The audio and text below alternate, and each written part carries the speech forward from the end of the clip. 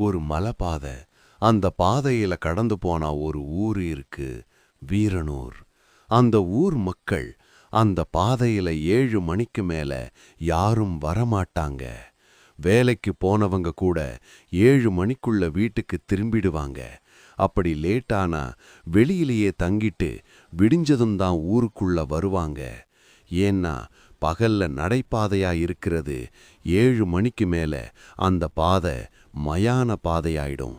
ஆமா, 7 மணி ஆனா ஒரு அழகான பொண்ணு தலை நிறைய மல்லிப்பூ ரோடோரமா நின்னுட்டு அந்த வழியா வர்றவங்க கிட்ட லிஃப்ட் கேப்பா. என்ன கொஞ்சம் ஊருக்குள்ள இறக்கி விட முடியுமான்னு கேப்பா. அதை நம்பி யாராச்சும் அவளை வண்டியில ஏத்திட்டு வந்தா அதுதான் அவங்களோட கடைசி இரவு.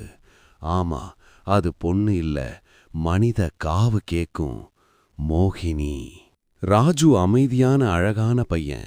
அவன் அந்த ஊர்ல இருந்து பக்கத்து ஊருக்கு தினமும் கூலி வேலைக்கு போயிட்டு வர்றது வழக்கம். தினமும் 6:30 மணிக்குள்ள வீட்டுக்கு வந்துடுவான். அன்னைக்குன்னு பார்த்து அவனோட ஓனர் எக்ஸ்ட்ரா வேலைய செய்ய சொல்லிட்டாரு. வேலையெல்லாம் முடிச்சிட்டு வர்ற நைட்டு 7:30 ஆயிடுச்சு. அவன் தனியா அந்த மலைப்பாதையில சைக்கிள்ல வந்துட்டு இருந்தான். அப்ப வழியில ஒரு பொண்ணு தனியா நின்னுட்டு இவனை பார்த்து கையசைச்சிட்டு இருக்க. இவனும் அவ பக்கத்துல போயிட்டு, என்னங்க இந்த நேரத்துல இங்க தனியா நிக்கிறீங்கன்னு கேட்டா.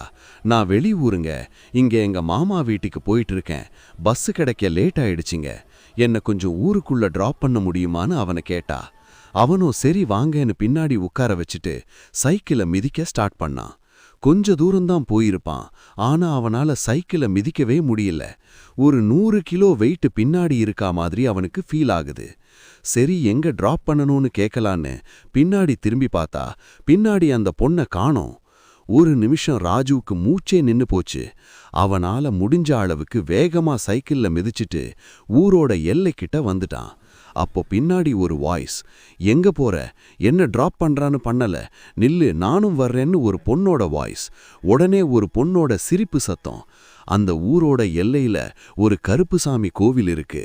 ராஜு உயிரை கையில பிடிச்சிட்டு எப்படியோ அந்த கோவில் எல்லைய வந்து சேர்ந்துட்டான். அதுக்கப்புறம் அந்த சத்தம் நின்னுடுச்சு. அப்போ ராஜுவோட மனசுல எப்படியோ அந்த மோகினி கிட்ட இருந்து நம்ம தப்பிச்சிட்டோம், அந்த கடவுள் தான் காப்பாத்தி இருக்காருன்னு அந்த கருப்பு சாமியை வேண்டிட்டு வீட்டுக்கு போயிட்டான். அதுக்கப்புறம் எப்போ என்ன வேலை இருந்தாலும் 7 மணிக்குள்ள வீட்டுக்கு வந்துடுவான்.